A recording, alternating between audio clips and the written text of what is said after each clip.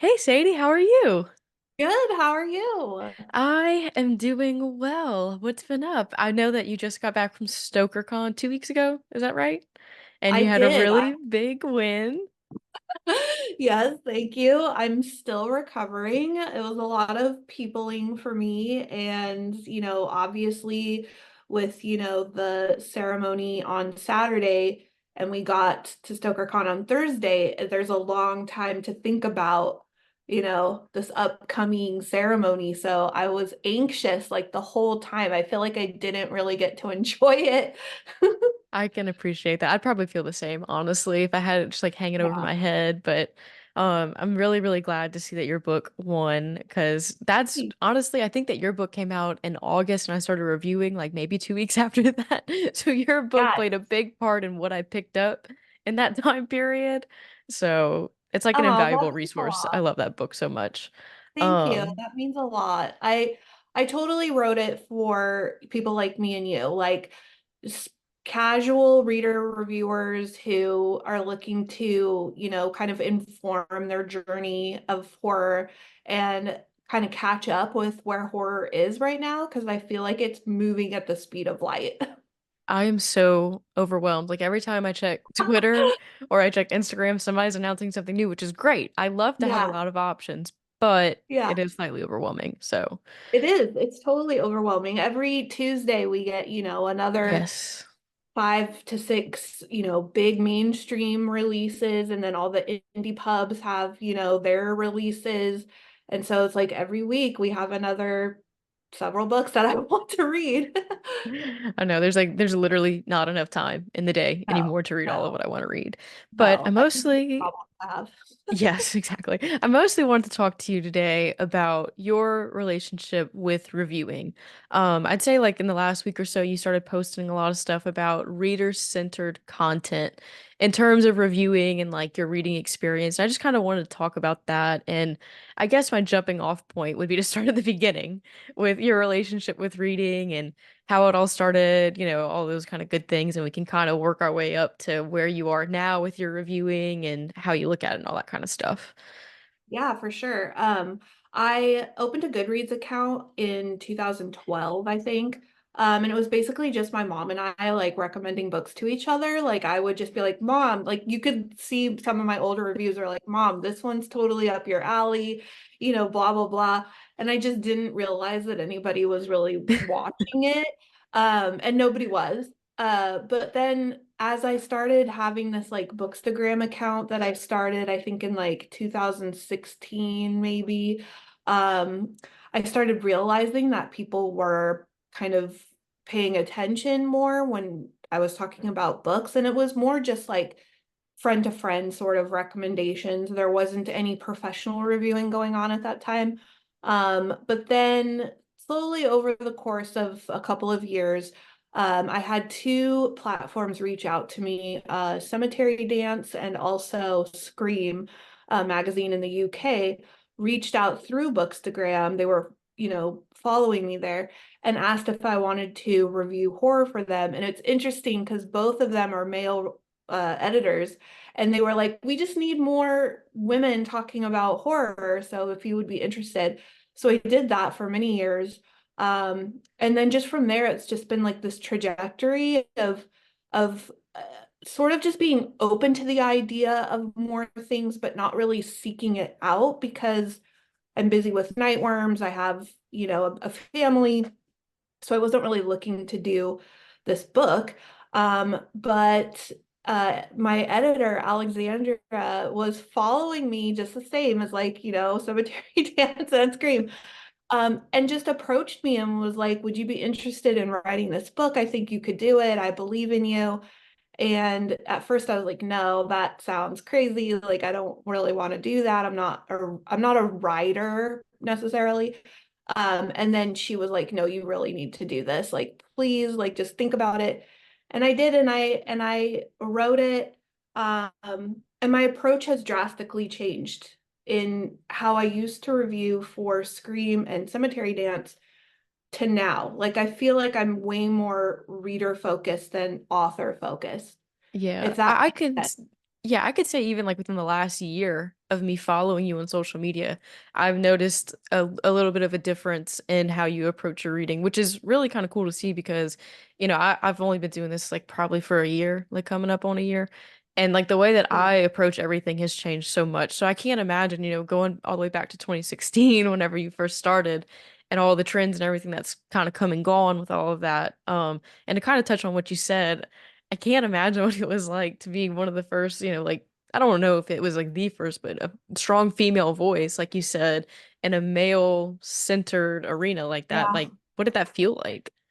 I wasn't, there was a lot of, I want to say it was a mixed bag of emotions because there was a lot of reception, positive reception from authors. So like I would post these cute curated Bookstagram photos on Twitter and like tag different authors, and they'd be like, "What is this thing that's happening on Instagram? This is amazing." I remember specifically Jeremy Robert Johnson, who wrote The Loop. I took a photo of his book Entropy and Bloom, and he retweeted it and was like, "Have you guys seen these crazy photos with like tea and typewriters?" And he's like, "This is amazing." He was like, he was so cool. But then there were other like kind of more male reviewers who have been really established and have had these long careers already reviewing horror.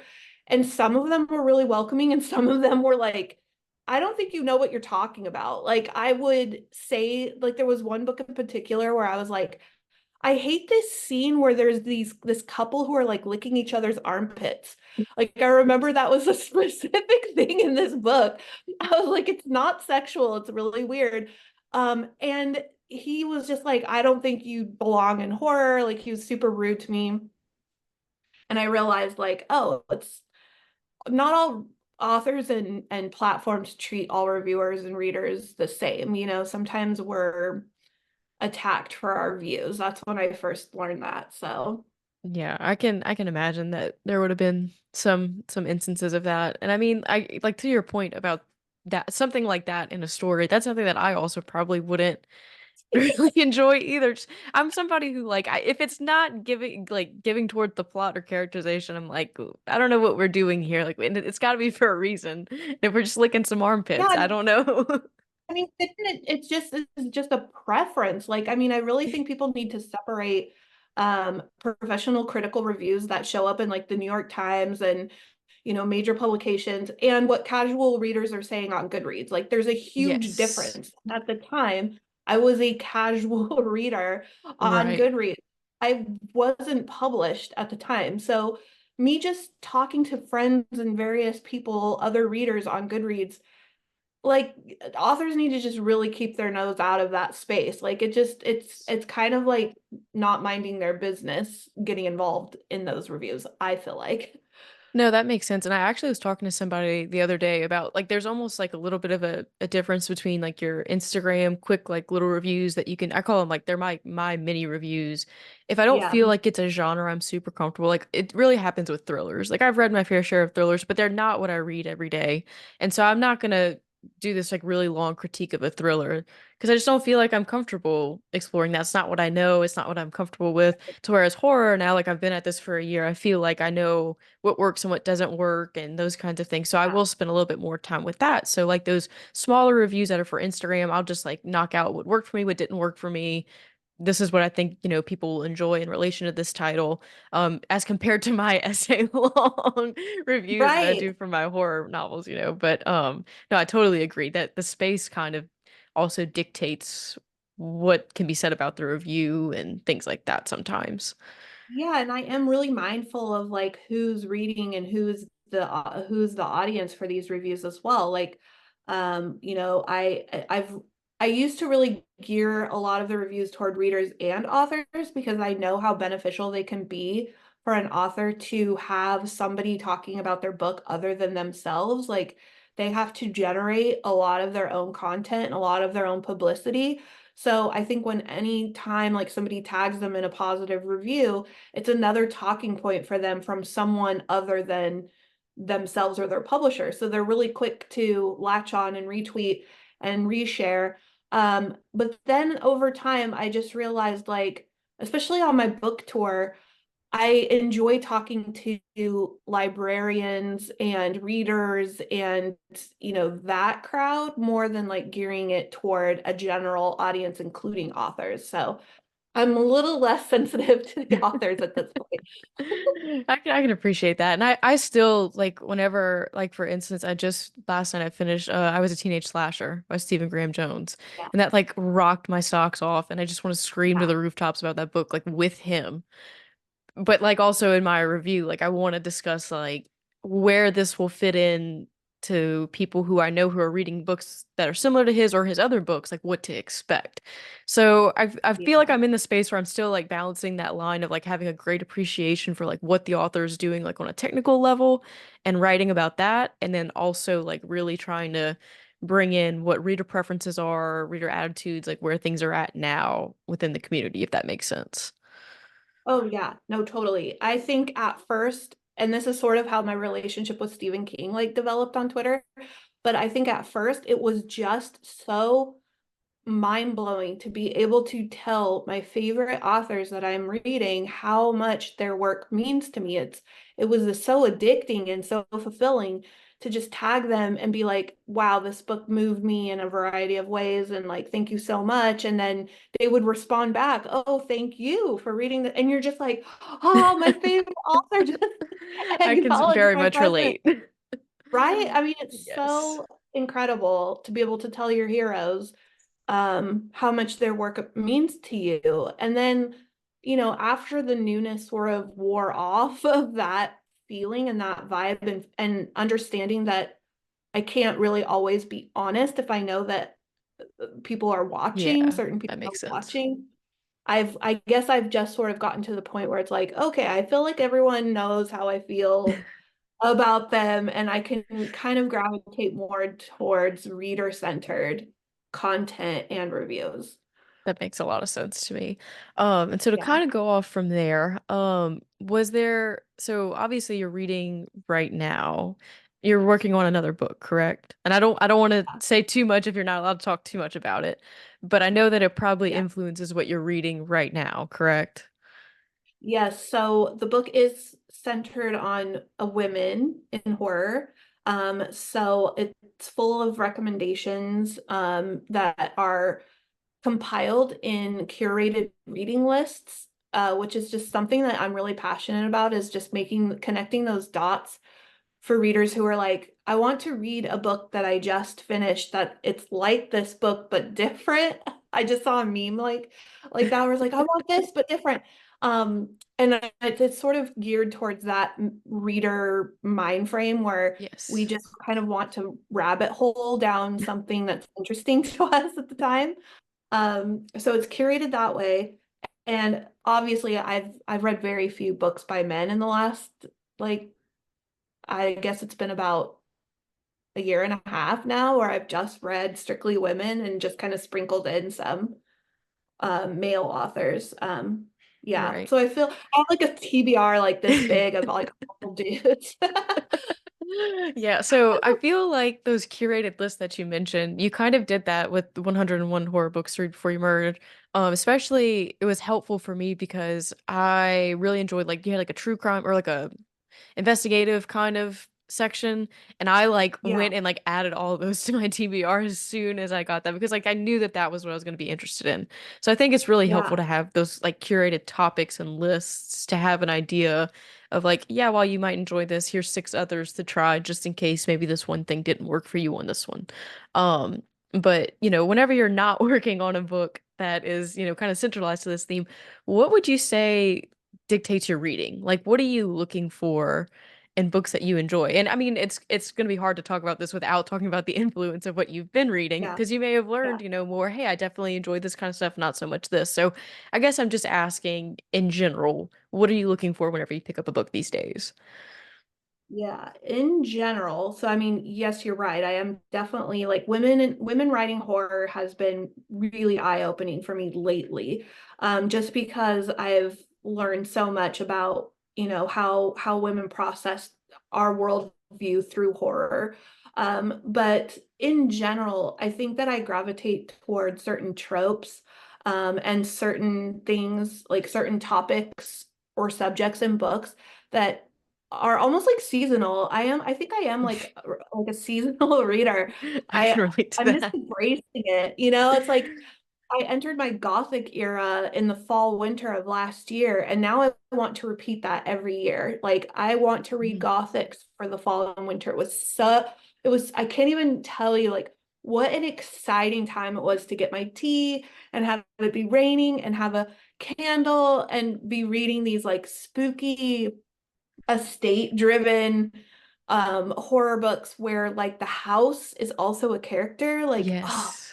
I could live in that vibe and did for, 6 months. And then I also during the summer just really like adventure horror. So I'll gravitate toward things that are happening outdoors because I'm not outdoorsy. I think that you and I have talked I'll about do that it. before about staying out of the woods. Yeah, like I don't like camping. Hiking is, very temperamental for me. Like it has to be very great conditions, no chance of me hurting myself in any way.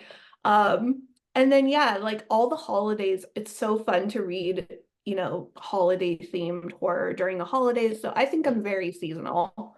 That makes a lot of sense. And back to the gothic idea, that has to have been so satisfying to Yeah, like have that season of your life like correlate to your reading. Because I like see I live in Louisiana. We don't get seasons here and then the yeah. weather is just insane. So it's like you can't coordinate anything around here to anything. You can't say you're gonna Oh, read I hate that for gothic. you.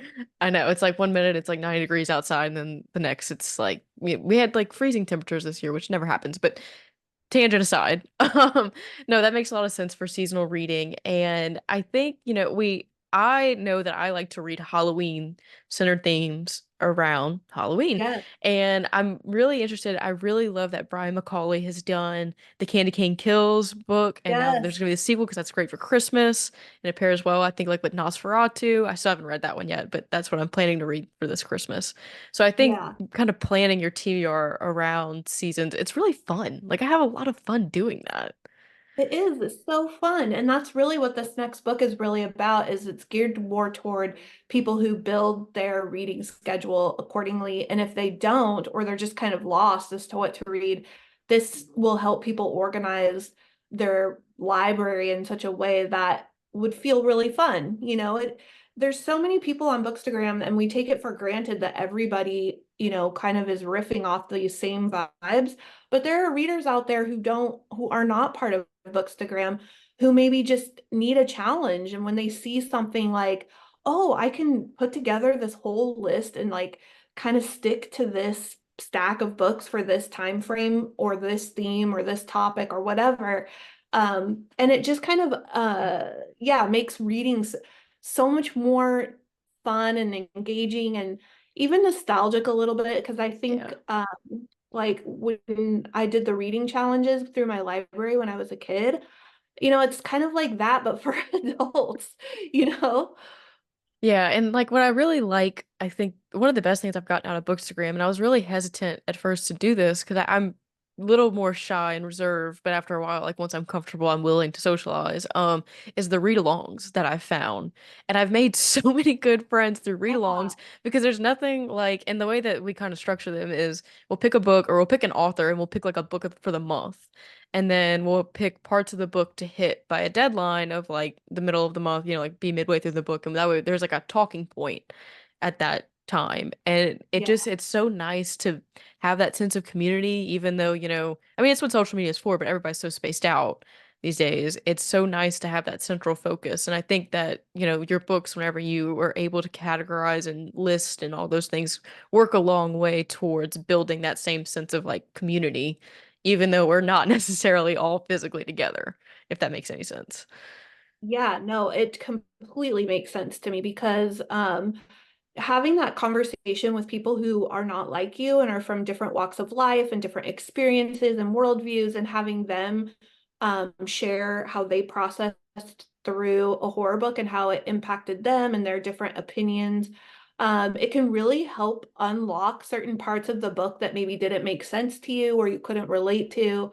And then you hear somebody talking about it and you're like, oh, yes, that totally makes so much more sense. So reading in community, plus we're all introverts. I don't Yeah, think to we some go degree, out and yes. read in community. That's so true. Um, Yes. I I always want to go to like an in-person book club or lead one or Yeah. something, but I love canceled plans more, so I don't think I would really do that.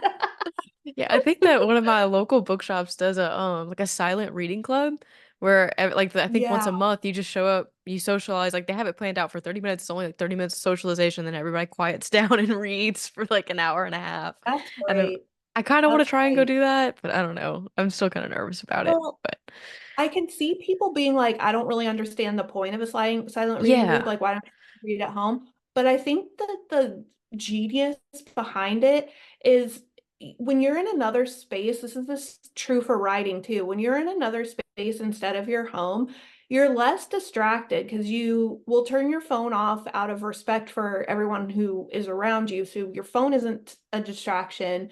You know, nobody's coming in and out of the room other than other readers. Like, you know, you're not getting pulled away from your book because, you know, you decide you want to go get a snack. Like it's like it's helping you to be more focused with your book. It makes sense to me.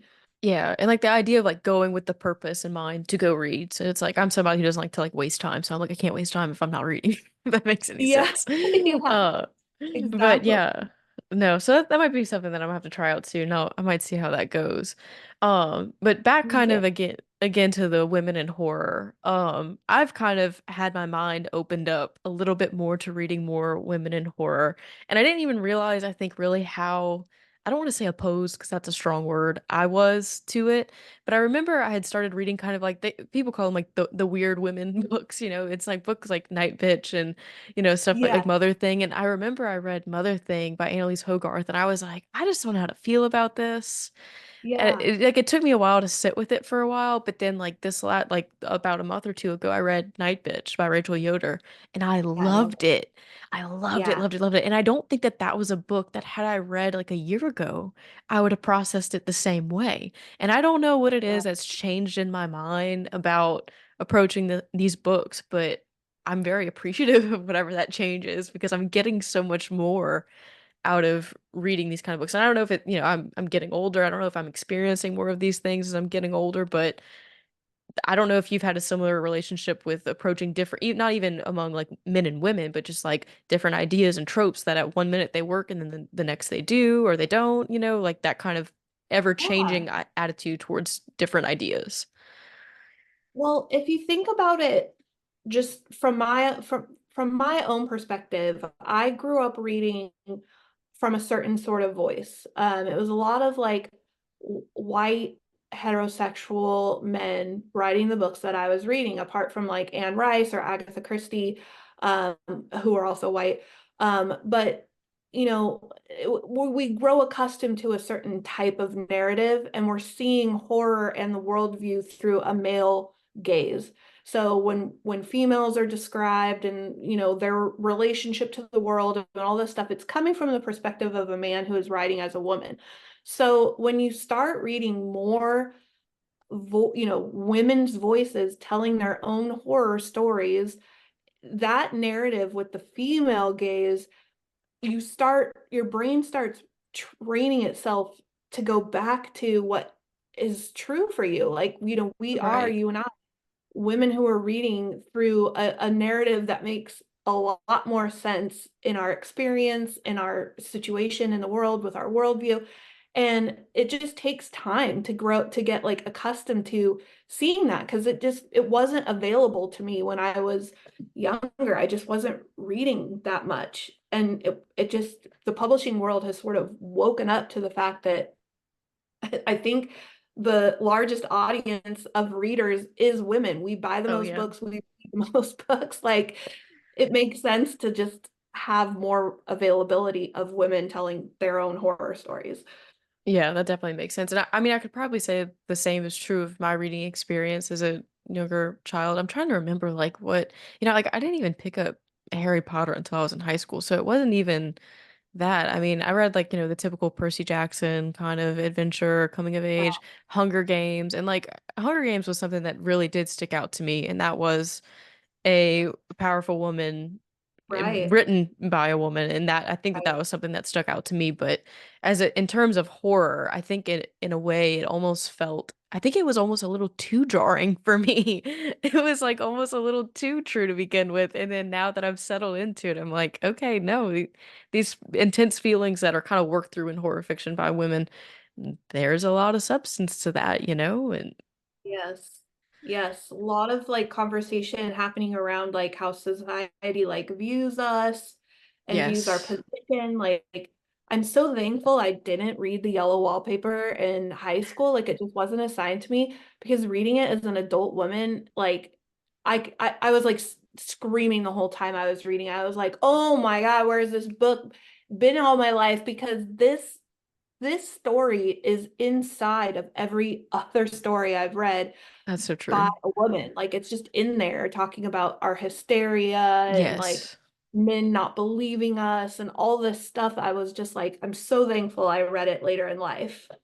Yeah, and that you bring up another point too in general about the point in which we read books. And this is something that I've been kind of toying with myself because a lot of people who read horror, they read Stephen King really young, and I Yeah. never had that. My parents did not read horror, so there was never a Stephen King book in the house. And then it was like, as I got Yeah. older, I started picking it up. And so I've only read Christine for the first time this year. I mean, not Christine, Carrie for the first time this year. I just read It for the first time. Like I'm How having exciting. a lot of firsts with Stephen King, which is really kind of fun. And like I also like I'm trying to go back and read more in general quote unquote classic horror. So like I picked up Yeah. Ghost Story by Peter Straub for the first time. Oh And yeah. I feel like Great. my opinion on that book, I didn't really care for it. Like I can Yeah, no, definitely I totally understand. Like some of those classics, it's really funny. Like, um, take like Rosemary's Baby, for instance. Mhm. Rosemary's Baby and also Psycho by Robert Bloch. Like those are movies that were really iconic that I saw before I read the book. And then you go back and you read the book and you're like, damn, this is good stuff. Like this is really well written. No wonder there's such great iconic movies made off of this book is because it's so tightly written and it's so good. Same with The Exorcist. But I think Yes. we experienced them as movies first, and then we went back and watched them, but not all of them translate to a modern audience. Like Ghost Story, I've noticed No. a lot of this generation, like, yeah, it's just a lot. It just is missing the point. Like I read it a long time ago, so I haven't read it again. Yeah, it's not that I didn't enjoy it because I do think that there's some excellent writing in there and there's some excellent instances of horror. Like it's like when you can pick it apart, it's fantastic. But on the whole, it's like Yeah.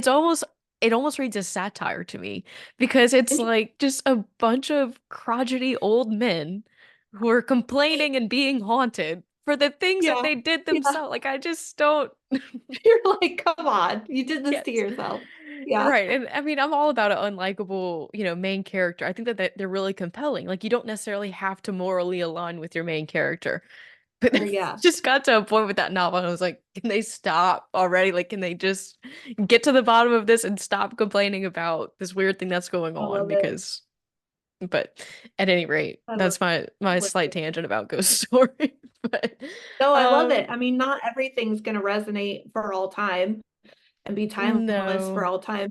Like, and I think that so I have read it 3 times, and each time it was different for me. Like the first time I read it, it's interesting how much I missed. Like Hmm. I think I focused more on like Pennywise than anything else. Yeah. The second time I read it as a teenager, I was like way more invested in the Losers Club and like the relationships between all of the kids. And then as an adult, I was so terrified about the town and what was going on in the town, and that the kids were like attacked from both sides. They were attacked by the adults in their Yes. lives and they were attacked by this supernatural entity. So each time I read it in different seasons of life, it made so much more sense and had different ways of engaging with it. See, that fascinates me to no end, particularly with King's work, Yeah, because, like a lot of people have read it, and so it's one of the things that has the most opinion pieces out there, and a lot of yeah, people have a lot of opinions on it. And so, like, I guess whenever I read it, I think in March, I kind of went in with the idea of like, what everybody has said. but then like also trying to go in with my own ideas Oh of, yeah. of Yeah. what I was reading. And I ended up taking away a lot more from it than I thought that I was, because I was really afraid that my opinion was going to be tainted by what everybody else had said. But then I was like, I finished that book and I was like sobbing for like 20 minutes on like the last couple of Yeah. pages. I was like, man, I just didn't expect it to hit me like that. But I mean, Yeah. I think it'll be It, interesting. Do want to, it's a book that I want to reread, and I'll be interested to see how it hits later on in life as well. yeah, that's the magic of these timeless classics. You know, like Pet Cemetery, when you read it as a Oh kid, God, it's just yeah. really a scary book. Then you go back and you read it after you've had children, it hits totally different. I know, I can't imagine that. Like that's one that I read in college that I know I didn't get everything that I should have out of it whenever I read it. And so it's like I kind of want to reread it, Yeah. but I also have like the dread of knowing how rough it is. So I don't jury's out on if I'll reread that one anytime soon. Yes. Um, is there anything that you're looking to reread anytime soon? Like based off of your past reads, is there anything that you think would be cool to reread now? Yes, I'm actually going to read Beloved by Toni Morrison Oh again. yeah. And that is, I'm going to do that through my Patreon. That book I read in high school as like assigned reading, and it made a huge impact on me then. And so I've also watched the movie. I think like Whoopi Goldberg is in it. And it's probably, and this is not an exaggeration, it probably is the most emotionally devastating book I've ever read. It's also horror. Like a lot of people don't acknowledge it as a horror, but it has ghosts in it. It has this like kind of supernatural quality about this returning of someone from the past coming into the future and driving their mother mad, without giving too much detail. Plus the era of slavery and what happened to people, the experience that the psychological trauma that was passed on generationally. It's just all the way around a horrifying tale, but also just like really emotionally affecting. And I want to read it again and experience it with people who have never read it. So a lot of people on my Patreon haven't read it. So I think it's going to be kind of exciting to go through it with people who are going to be experiencing it for the first time, and then people who've been dying to reread it. Yeah. That makes sense. Man, and that's like really saying Yeah. something because one of your favorite books I know you talk about is Betty by Tiffany Uh, McDaniel, and that is an emotionally devastating book. And if you're saying that this beats that, then yeah. yeah, I actually haven't read Beloved yet, so I will need to add that to my never-ending list of books that I need to read. But I've been hearing that one a lot recently, and I think that it's time that I pick that one up. Yeah, and it's funny you mentioned Betty because they kind of remind me of each other in the sense that they're both based on reality. So Yeah. they're both based on true stories. Like Toni Morrison heard this story about this woman, and I won't go into detail, but she hears the story about a woman and it inspired her to write Beloved. And then Betty by Tiffany McDaniel is written about her mother and her mother's Yes. experience. So both just really, really trying books to get through, but I think the reward at the end of it and just seeing the world through other people's eyes is just an experience you can't ever replace. Like it's just it's it's it's the best thing about reading horror, I think. I agree as well. And like that was kind of how I felt about Betty because while I was reading it, I was like, God, this hurts so bad. And then it was like I didn't know where it was gonna move in a way. I don't want to say that justified it because it doesn't have to justify anything. But I just didn't know how I was Yeah. gonna end up feeling about it in the end, knowing all of the brutality that, you experience with her along the way. But then it just simply was. Like there didn't have to be this huge kind of like examination or it just simply was, and it was beautiful and it was moving and it was haunting and all of these things that we kind of equate to horror, even though a lot of people wouldn't consider that horror. um it's one of those Yeah, books that you and need to read. yeah, nobody, it's funny, like so we that's the cool thing about horror is we get to define it for ourselves. Like we get to find horror where it happens, I guess, essentially, and what scares us and gives us fear. And it's not like the author is intending to set out, right? a horror story. But it's just however the audience is receiving it, right? So like if you read The Strange Sally Diamond by Oh, I have Liz that one. Nugent, it's a thriller, but it's also very scary. I mean, that book reads horror to me. Like I was terrified. I don't think I've felt that kind of anxiety for a long time.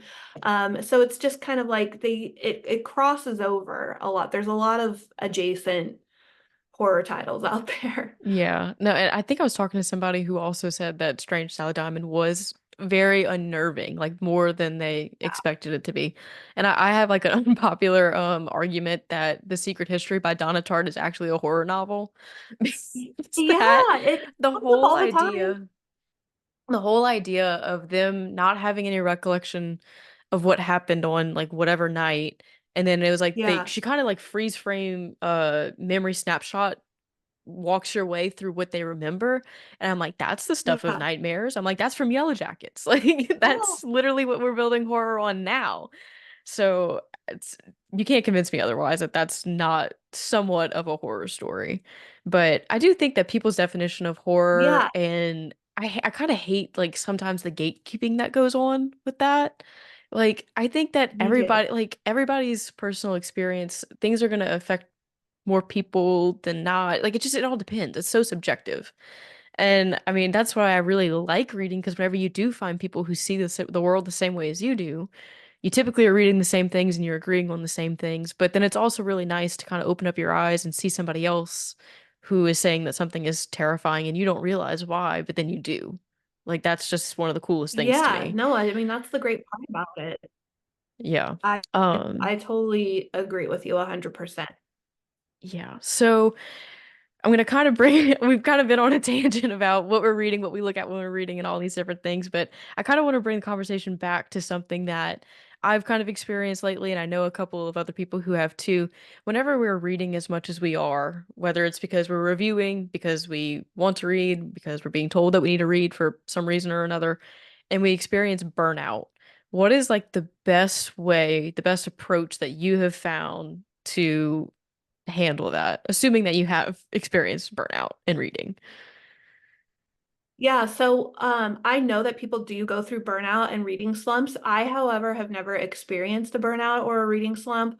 But I think like what I have experienced is a string of books that I've quit for whatever reason. And I just keep going like, what is happening? Like every book Yes. I've picked up has not interested me, like why is this happening? And I think it works backwards and forwards for different people. So, some people need to pick up a longer novel and kind of invest in something that takes a little bit more time, and that can unlock a slump or a burnout. And then other people need to read something short and fast in order to feel accomplished and feel like they're finishing something. So I usually recommend to people books that are under 200 pages that have like a 4-star or better review that have been around for a long time.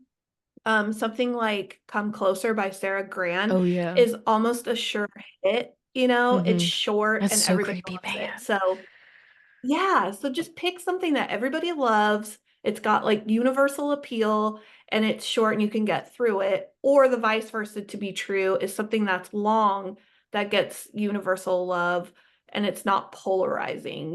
Something that is most people adore it for whatever reason. Like I wouldn't pick up something like Grady Hendrix' How to Sell a Haunted House because the reviews are so Right. polarizing and you might be another DNF for you. But like you said, pick up something like It, which is generally universally loved. It's a big book you can invest in and kind of sink your teeth into. Yeah, so I usually go either way depending on reader preference. That makes sense. Yeah. I just had literally what you just described. I had a bout of I think I started like 3 or 4 books that and it was like right after I read Paul Tremblay's horror movie, and I've been joking that it broke me. Yeah, I was like, horror movie broke yeah. me, and I just can't anymore because I had like 3 or 4 that I picked up, Yeah. and I just could not get into, and I was like kind of beginning to worry. I'm like, because I hadn't experienced that before to where I had that many that I just couldn't connect with at the time. And so, Yeah. so I had asked on Twitter what everybody does, and somebody said to pick up a book like outside of your genre, or do you like audio? Like if you're gonna be busy, like just like listen to something to kind of take your mind off things. And I ended up listening to a rom-com, and it helped so much. It was my Oh, I roommate love is it. a vampire, and I can't remember the author's name right now, but it did help to kind of like clear the cobwebs to kind of, recenter me, I guess you could say. But Isn't that funny? That reminds me of like watching a horror movie and then when you're finished, you like watch SpongeBob SquarePants or something just to like reset. I don't know. And it wasn't even like I don't even know what it was. I just felt so grounded in horror movie, which is kind of weird given that that's a fairly ambiguous book. I know it just came out, so I'm not going to talk about it too much.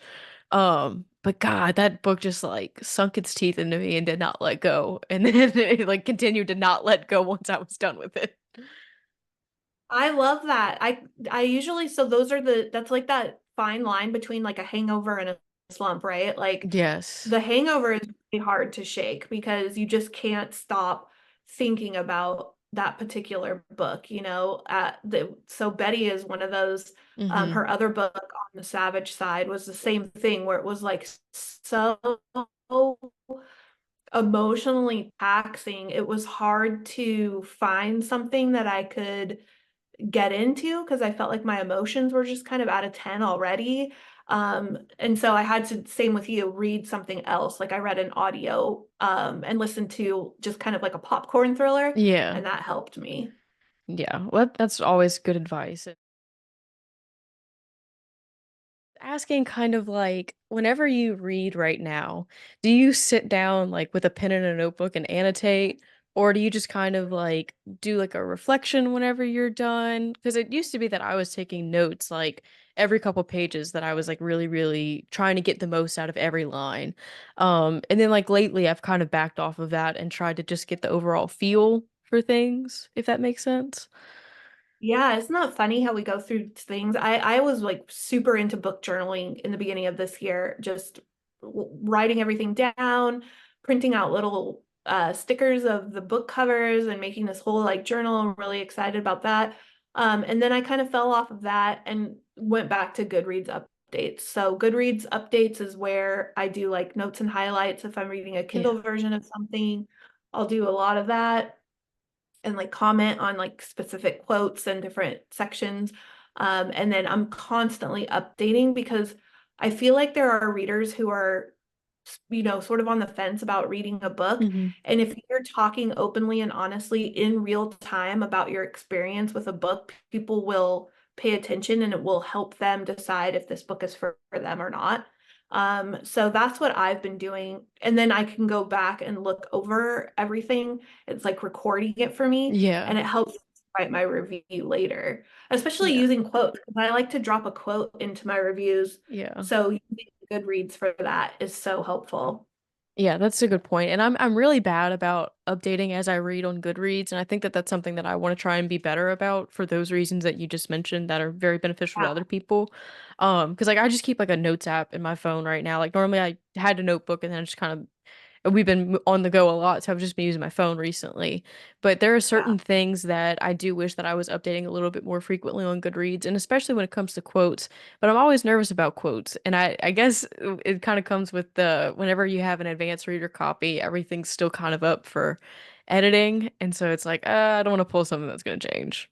But I think that they put that specific disclaimer because I've asked about that before. yeah, I I'm think always they curious put about that it. specific, yeah, they that's for critical reviews that are going to be printed in like newspapers and such. I think Goodreads, you're totally fine to quote as Okay. much as you want, Well, I'm gonna just start as doing long as that it's not then. like really long.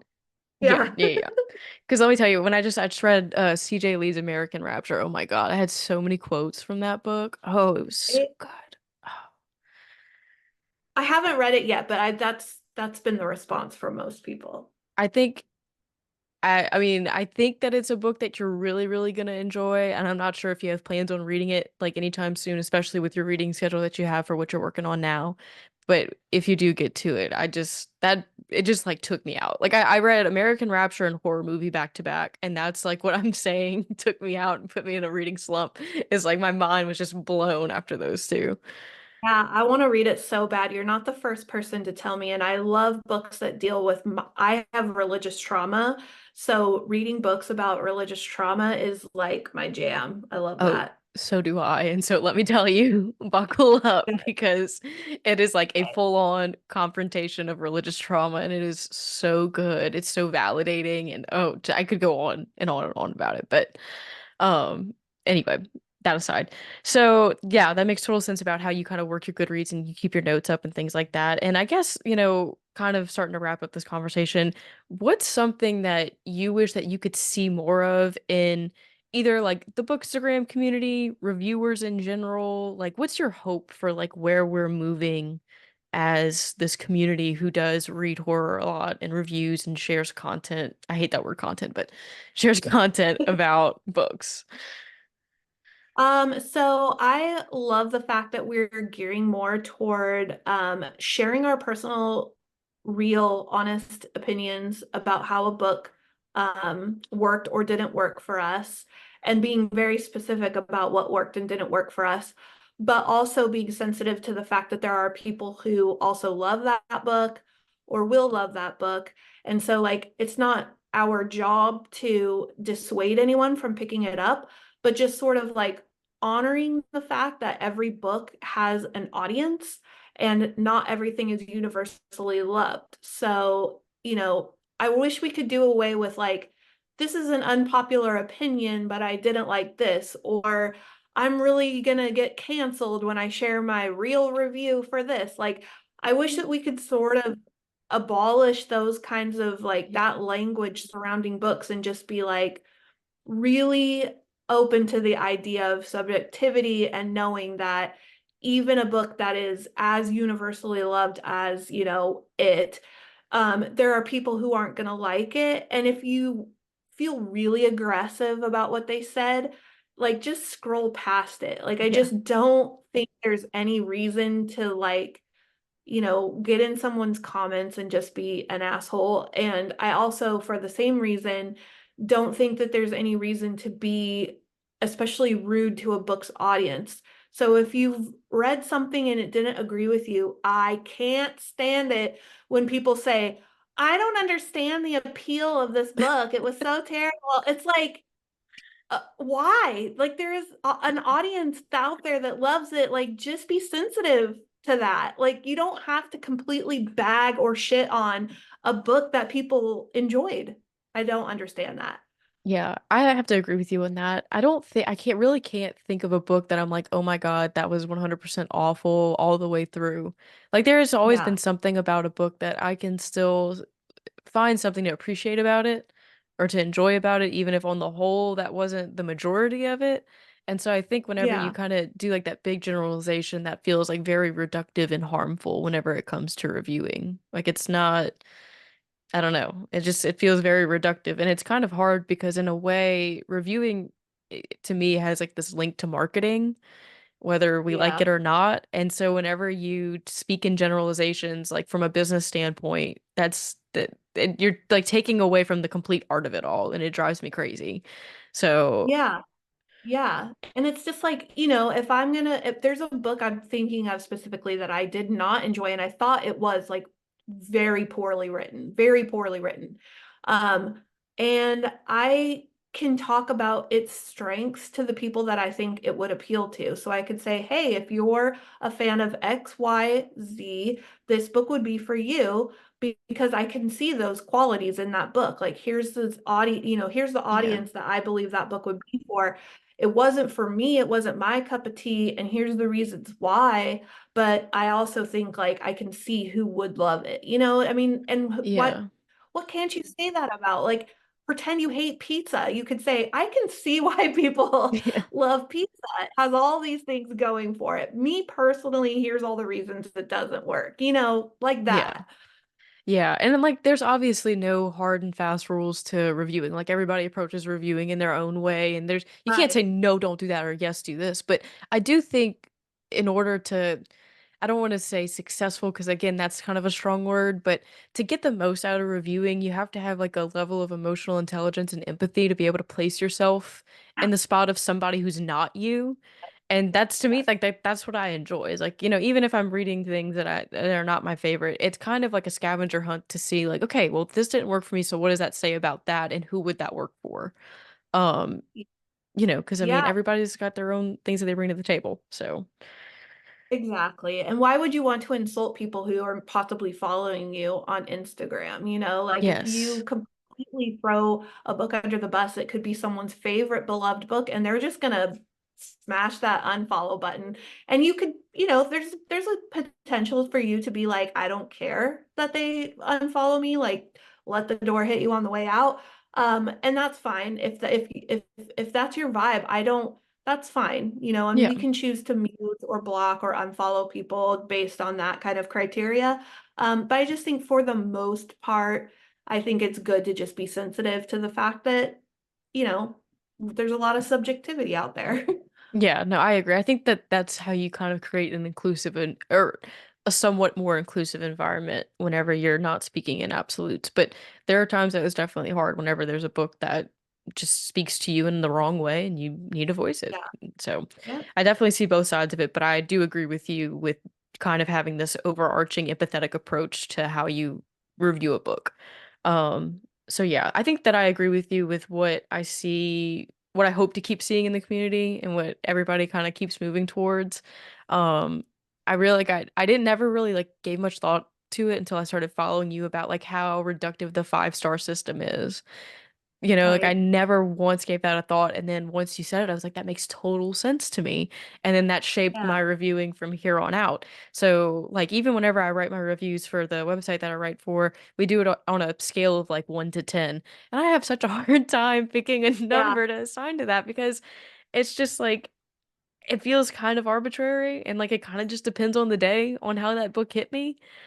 But Yeah. I can go and I can write a long piece about all the ways that it worked and why it didn't work or what spoke to me and what didn't. So to me that feels more, I don't know, it feels more nutritious if that makes sense to a reader to get that out instead of a Yeah. numerical value.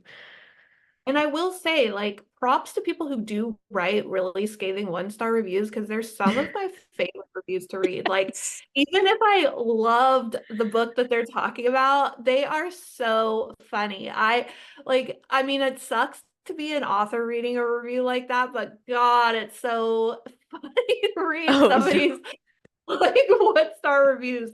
And like kind of a reviewer tip, I read a lot of one-star reviews for books that I enjoyed because it helps me kind of frame the way that I'm going to talk about some of the things that worked for me. So if I see somebody talking about what they hated, I always have those talking points in my head when Yes. I'm writing a review and it helps.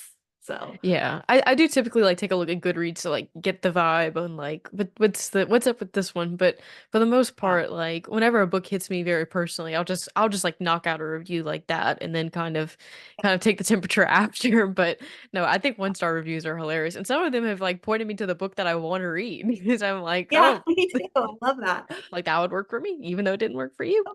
Yep. All right.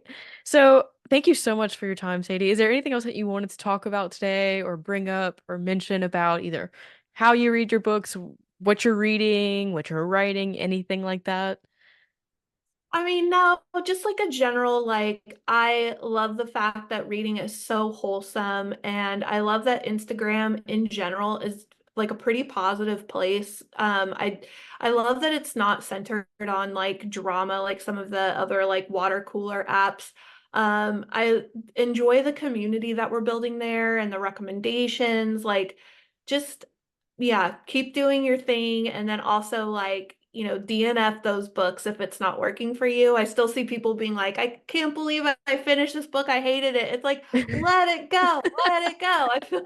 I feel like we should have some sort of chant for that. But yeah, I love Bookstagram. That's my home base. Kind of on the TikTok app sometimes, but mostly I'm on Bookstagram. Daily recommendations. Yeah. No, man, I tried TikTok. That is so hard. TikTok is It's so so hard. hard. Nobody told me it was so It takes hard.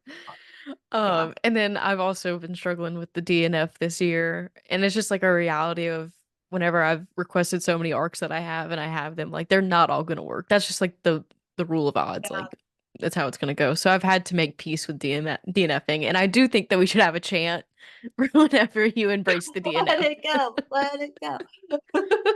Oh, well, thank you so much for your time, Sadie. And what can I mean, you just said we can find you mostly on Bookstagram, you're on Twitter.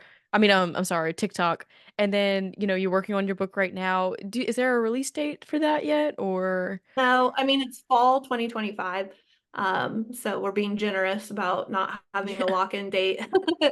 That's But yeah, awesome. I just appreciate that you had me on here too to talk. I love talking about books, so Oh no, it literally means so much that you made the time to talk to me because quite literally I started reviewing from a reshared tweet that you had shared last year whenever the site that I write for was looking for horror reviewers. And I was like, yeah, I'll give that a try. I'll see how that goes. And then it's spun out into this, it's more than a hobby. It's like a lifestyle now that has brought me yeah, so much I love joy.